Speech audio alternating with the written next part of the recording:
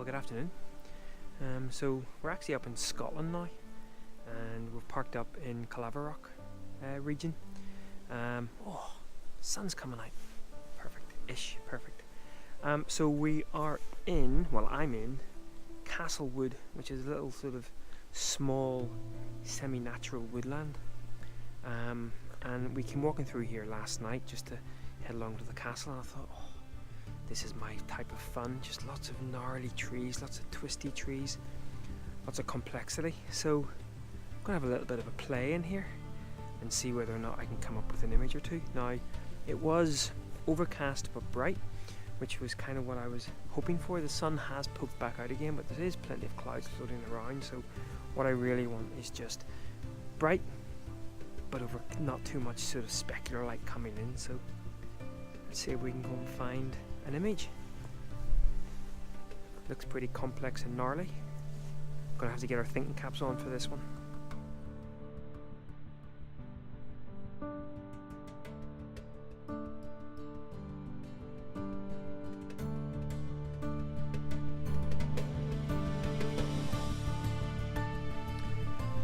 So what quite often draws my eye in a woodland, especially when the woodland is so complex and some would say messy as this, is just, well, two things. Different shapes, and of course a lot of these trees are pulling some great shapes, but also different textures and different colours. And just down the way here, let me show you. So just there, you probably can't make it out, but there is a much lighter piece of bark that has either fallen off or has sort of grown across the forest floor, and I quite liked it because it was just that little bit of interest going through. Now, I have got no real idea how I would make it work as an image, but again, that's what I'm kind of doing, just looking at little areas like that. There are different shapes and how they relate to each other, and also the different colours and different textures. Now, there are some ferns in the foreground of that image, sadly all very green at the moment. If they had taken on some more rustic browns and oranges, then I might have been able to include some of those, but maybe not. But that's just kind of what I'm thinking about as I'm kind of wandering through, so we'll carry on.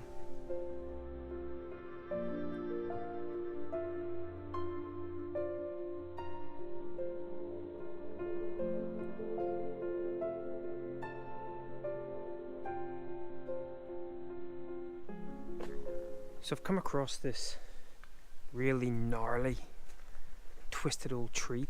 I quite like it. That's me these days, liking twisted, gnarly old trees. I just like the shapes, and I like how even the trees around it are kind of twisted and gnarly as well. Got a couple of concerns. One of this branch right here, it kind of doesn't have any of the lichen or the moss on it, so it comes out quite dark.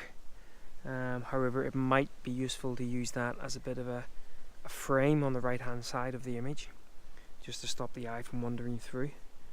So there's a nice twist on this bottom trunk, obviously this really gnarly bit that's sort of fallen across, and then it kind of spirals up through the frame.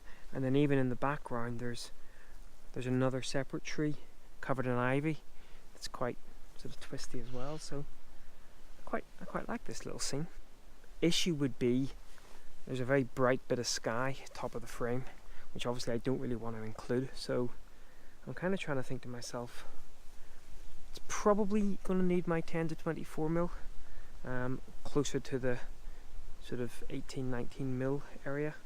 Might give that a go first of all, and just see what we can come up with. So I'll grab it out of the bag and have a bit of a play. So I've got a potential composition set up. I'm in the vertical format, and at the moment I'm actually excluding this tree, and I'm really just using the kind of gnarly moss covered one to hopefully lead your eye through the image, and where all the sort of branches and twigs kind of come down, to me it's almost like a little veiled curtain, you can't see through. And what I like as well is the top left hand side of the frame, there's just another sort of ivy coloured tree sort of coming down. So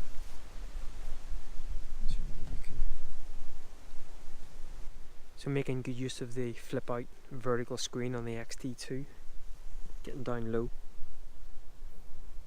really trying to emphasize those gnarls.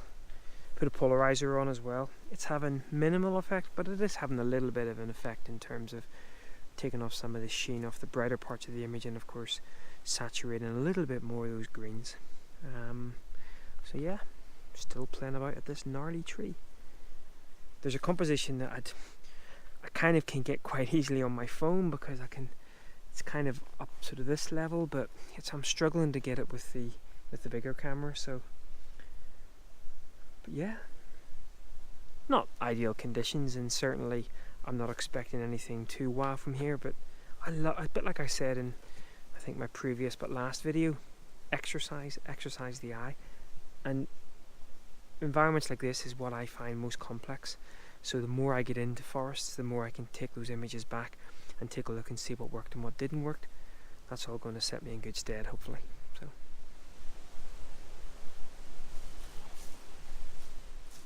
So one of the things I find most difficult about this types of photography is when to accept an image isn't an image, it's just a little cruff. And that's certainly something that I'm still really struggling with. I'll come back to this first scene that I had talked about as I walked through with the brighter coloured bark, and there's still something that's drawn my eye to it, but maybe I'm just being influenced by that bright bit of bark, and actually there's not actually an image there. And I can sometimes spend probably too long looking at a particular scene, trying to make something of it when in fact there's nothing there to begin with. So that's certainly something that I'm continuing to struggle with. But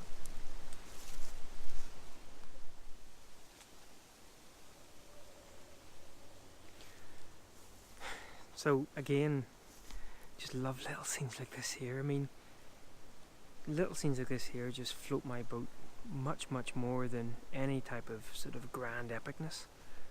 Again, just walking past here, and what really caught my eye was it's not as much now, but just almost the translucent nature of these fern leaves. And so shooting handheld on the 18-135 black and white film simulation, and shooting at as shallow a depth of field as I can on this 18-135. I mean, I'd love to have a 2.8 lens now on this here. Funny, a little spider has kind of crawled up, which is sort of ruining the composition a little bit, but I love the translucent nature of the ferns almost, and obviously those lovely shapes of the ferns as well. So just playing around a little bit with various compositions. So I brought myself out of the forest a little bit, and I came across this scene here. Now, again, it's one of those, is it really a scene? I don't know. See what I mean? So my thinking here is I've got a polarizer and a 4-stop on, and that's giving me an exposure of about 1.5 seconds. And what I'm looking to do is kind of have the reeds sort of wafting in the wind, but the bark of the tree stationary. The way I'm kind of picturing it in my head, it almost looks like a fork of lightning going across, maybe. Probably not. Probably put something in my tea last night or something to make me think like that. Anyway, the problem being the bark itself, the branch itself, when these reeds blow in the wind, the branch is also slightly moving by the looks of things as well, so it's not as sharp as I had wanted to be. But again, you know, as I said a couple of weeks ago, whenever I said I was going to start doing this type of vlog, you know, this is kind of what I'm doing. I'm really sort of exercising my creative side of my brain, just to see what works. I say I come across some scenes and I say to myself, well, let's see, how can I make this? And that's what this sort of reminds me of. You know, maybe flow of, I don't know, flow of sea maybe, or something, but definitely a lightning strike across the sky, but really struggling to make it work, but I'll carry on. Okay, so I think I found what I've been after. Just a bit of movement in the grass, a bit of movement in the leaves, in the trees, a bit of colour in the leaves, and of course a nice solid trunk that's not wafting. So again, using the 4-stop with the polarizer to give me about a second and a half. And all we need now is a bit of light. So back in the van, sadly didn't get the light that I wanted. I'll take a look at some of those images. As I say, that's the type of image that I've been looking for, just that the sort of reeds blowing in the wind, the bit of colour around the leaves and the nice sort of strong textured bark. So still plenty of time to get something like that, so it's always good practice. But anyway, really nice little wander through that lovely little woodland. Many more to come, hopefully. Many more to come. See you in a bit.